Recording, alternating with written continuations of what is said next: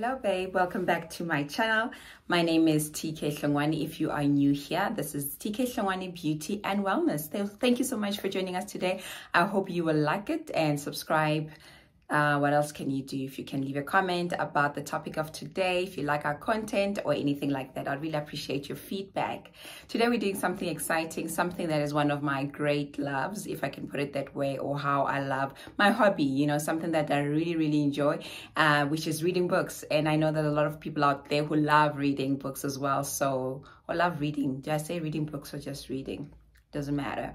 Well, we're reviewing a book that I read last year, which really helped me make such great differences or changes in my life, and I'd like to share that with you today, so please stick around. Right, so the book we are reviewing today is called What's Your Move by Nicolette Mashile. She is a South African woman, an author. She's quite young, in her 30s, I think, early 30s or late 20s. Can't remember, but she's young. That's all that matters. Okay, she's young, and the book, the way it's written and everything like that, I love it. I really enjoyed this book. It took me a while to finish, I must be honest. You know, anything that has to do with education or teaching you life skills, or you know, something that you really need in your life, for some reason it takes longer than a book that, you know, you can't really be bothered about the content, maybe because maybe it's fun or whatever. So this took me a while. I'm not saying it will be long for you as well, but yeah, it's how many pages? Let's see, 356 pages. So it's not very long, but it is a brilliant book. So What's Your Move all about? It's basically a financial literacy book. I've read many financial literacy books. Obviously, you know, all of us, or most of us in life, just want to handle our finances better. We want to get richer. We want to have more savings. We want to have more money to spend. We want to get out of debt. And I mean, this book came highly recommended in the Instagram streets, and I thought, okay, let me give it a try. So I ordered and got it, and I was like, yay, let's go. So let me tell you what I love about this book, What's Your Move? Okay, basically what she does, and hence the term What's Your Move, after every chapter, after she's giving you all these tips, then she says, what's your move? It's almost like when you know better, you do better. Okay, so basically that's what she does. I love the whole title of What's Your Move, saying a collection of ordinary financial lessons. And that's what this book is all about. You know, having read so many financial literacy books, I found this one the most relatable because, first of all, it is written by a South African woman, a Black South African woman. I mean, that is me. Hello. Okay. And the language, I mean, English, we know English is not English, depending on where you are in the world, you know what I'm saying? So I found this one written in a very South African English way. Even, you know, the phrases that she uses, you know, whether she's talking something that will make you relate based on if you've got a background of being raised in the townships, or, you know, if you have studied in one of the South African universities. You know, all those kind of things, they are so relatable, because I find that with American financial literacy, obviously there's a lot of terms that are not what we use in South Africa. They have certain institutions or banks or whatever that are not South African. Therefore, a lot of the times you have to it takes longer to process, or you might have to, you know, go online and search what they're actually talking about, where this is really written for a South African person who is trying to get their finances right. So if you want something relatable, and if in the past you've tried reading financial literacy books and you end up leaving it on the third page because you're like, what are they talking about? I am not trying to be an accountant. I just want to get my finances right. Then in that case, this is the book for you, because she's made it so simple. Just want to give you a few examples of the different topics she handles. She tackles. She basically talks about everything that is related to finances. So she talks about the rules of money. I'm going to read you the rules of money just now. She talks about Ford Mustang. This is a chapter where basically she talks about, you know, those aspiration cars when you think you can afford it, and maybe you can, but you can't really. So you'll read about it and hear what's that about. The private jet.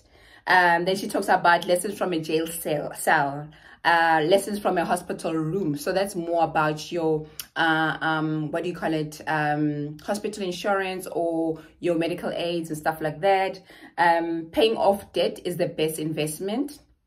I have a personal story about this and I'll share with you guys just now. And then the different investment vehicles to reach your arrived destination. You know, when you think you've made it in life, those vehicles. Financial lessons from Nobola negotiations. What's your why in real estate? She talks about property stokvels. She talks about, you know, her first car.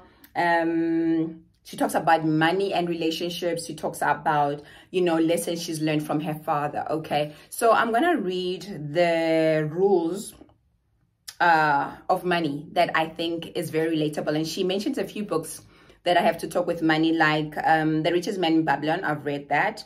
Then Rich Dad, Poor Dad, I've read that. And then there's also From Debt to Riches. I've never read that. But she says there's something common in all these books, okay? So the rules of money goes like this. Live below your means. How many times have we heard that? Increase your number of income streams. That's one of my goals for this year. Avoid greed and instant gratification. Working on that. Don't increase your expenditure. You know, when you have more money now, you're like, oh, I can do more now. Avoid lifestyle inflation. It's not what you make, it's what you keep. You know how we always brag about how much money someone makes, but how much are you keeping at the end of it all? Okay, protect your wealth. Beware of your personal finance biases and realize that you are your biggest asset. Okay, so those are some of the rules of money that she mentions. So like I said before, one of the reasons that this book's made such an impact for me, and I feel like it's one of those books that I will have for the longest time, maybe for all my life, until I feel like I've learned all the lessons or whatever. Because every chapter deals with something, whatever financial goal or decision that you need to make, I think you will have a chapter that you can really focus on in this book. So a chapter that really I was able to practice its lessons was the one on debt. So when I went into business many years ago, I incurred debt because I took a business loan, and also I lived off my credit card, you know, for month to month, because obviously it was a new business and we were not making a profit yet. Okay, so I found myself in a lot of debt, like huge debt, and I had to now, over the last few years, been trying to pay it off. I remember in the beginning of last year, my goal or resolution for the year was to you know, pay off my debt. So I saw how much I still had outstanding. So by the beginning of the year, I think I had about 70,000, yeah, probably 70,000 Rand that I still needed to pay off. Or a little bit less than that, I can't remember, but yeah, between 50 and 70,000 Rand, that's what I still owed for the year. Then I saw, okay, how much do I need to pay? I mean, already I was doing my monthly installments, right? And every year I would increase the installments so that it would cover more and everything like that. So I looked at some of the lessons from this book where it says, okay, the one that with the highest interest should be paid off first, right? And she also says, you know, you also want to make sure that your smallest debt, you get rid of it first so that it's out of the way. So I did that. My credit card was the one with about, I think, 7,000 or 8,000 Rand that I still needed to pay. And then the loan is the one with the bulk. The rest of the balance was this. So I was like, okay, I'm still paying both of them, but I'm going to increase my credit card debt repayment a bit higher so that by June I'm done. So I ended up finishing that in July, okay? And then the next one was now, whatever I was paying from my credit card, I was now adding into my loan debt. And then it was going well, but I looked and I was like, it's not practical for me to think that I'll be finished by the end of the year. Then I remembered there's an option in life where you can actually call the people that obviously that the debt has been handed over to and ask that if I pay now immediately, how much discount will I get, you know? And I remember in September making that call and they told me, no, they can give me a 40% discount. Oh my goodness. Then I looked at it and I was like, okay, this is very doable. I could easily do this. You know, it ended up being about 30,000 Rand that I had to pay off. So I was like, oh my God, 40%, I'm turning 40. This is a gift to myself. And then I was able to pay off my debt. So as I sit here today, I have no debt. I have no debt, zero debt. After so many years of, you know, being in debt, I really was like, this is my goal and this is what I'm going to do. I'm going to make sure that I get rid of this. Obviously, there will be a time where I incur a debt of something else, but it wouldn't be something that silly, if I can put it like that.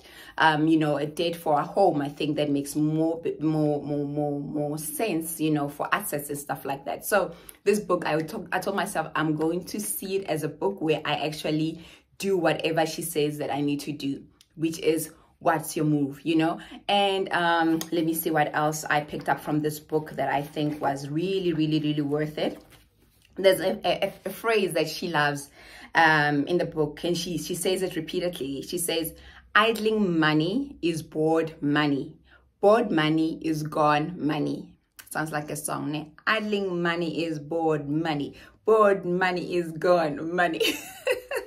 But you hear what it's saying? Like, that's a reality. When your money is just hanging around and you have no purpose for it, it's just chilling, and then you're gonna find something to do with it, and at the end of the day you won't remember what you did with that. So I think that's a big lesson for all of us, that the money that we have, we need to have a purpose for it, so that at the end of the day we don't end up on I blew it or something like that. Let's see if there's anything else that I like. There were actually a few things that I wanted to share with you guys that I had highlighted. Let's see. Okay, here's something she writes at the last chapter about, or the chapter about debt. She says, a lot of debt reduction is mired in emotion. The willingness and desire to get out of debt needs to be greater than the comfort of living with it. Being debt-free is more than just a status. It's one of the building blocks of wealth creation. Paying off debt is a game changer in your wealth journey. And then she says, what's your move? Okay, so I think really there are so many lessons that you can learn from this book. I mean, there were a few things that she spoke about real estate and property, and how a lot of the times you say, okay, you've got the money for property, but there's other things, clauses in your contract or whatever that you're not mindful of, and you sign on the dotted lines, and at the end of the day you are paying like crazy amounts of money on things you didn't even understand. So I found that in any season in my life where finances are concerned, there will be something that I can read in this chapter. For instance, my goals for this year has been multiple streams of income, as well as more savings. Now that there's no debt, I need to work on more savings, which I do have, like my retirement from work and even my own personal that I started myself, you know, funeral plans, your policies, but I also, you know, life insurances and whatever. But I'm also like working on more of my savings, you know, whether it's for emergencies or whatever. Actually, right now I've got a savings for my home stuff that I want to wear, because I realize that I splurge a lot on those. But if I were to put money aside so that when I want to make a big purchase, then I have that money available. The ugly thing about savings is that the money is there, but you can't use it. It's not nice. It's part of adulting that is very irritating, where you have to act broke. And yeah, but yeah, what can we do? We said we wanted to grow up. Anyway, I'm done with the review. The book is What's Your Move? I also wrote about it in one of my Instagram posts sometime last year. So maybe if you want to get another version of my review, you are more than welcome to scroll through my posts, and you will see this picture, and then you will know this is the book that I'm referring to. But if you want to get your finances right, this is definitely the book to read. If you are South African, it's going to be even more relatable, because her examples are so real. We've all dealt with something that she speaks about, or you've heard of someone else. So yeah, get it, irrespective of your age. If you're super young, you're just starting to work, or if you've been alive on earth and you are 60 and you're not dead yet, I do believe there is a lesson to learn from this book. All right, that is that. There'll be more book reviews coming up, and in the weeks to come. Maybe not next week, we'll see. You know, I want to change my content between my beauty content and wellness, so I'll alternate depending on what I want to talk about. So basically on Fridays I'll try to post the beauty content, and then on Sundays when I do post, it will be on wellness kind of content like this one. Okay, if you have not subscribed yet, I hope you will do that right now with immediate effect, and then you will click on the like and make a comment. If you've read the book, I'd like to hear your view about it. If there's other financial books or finance books that you'd like to recommend, I'd really love to hear from you. Until next time, bye.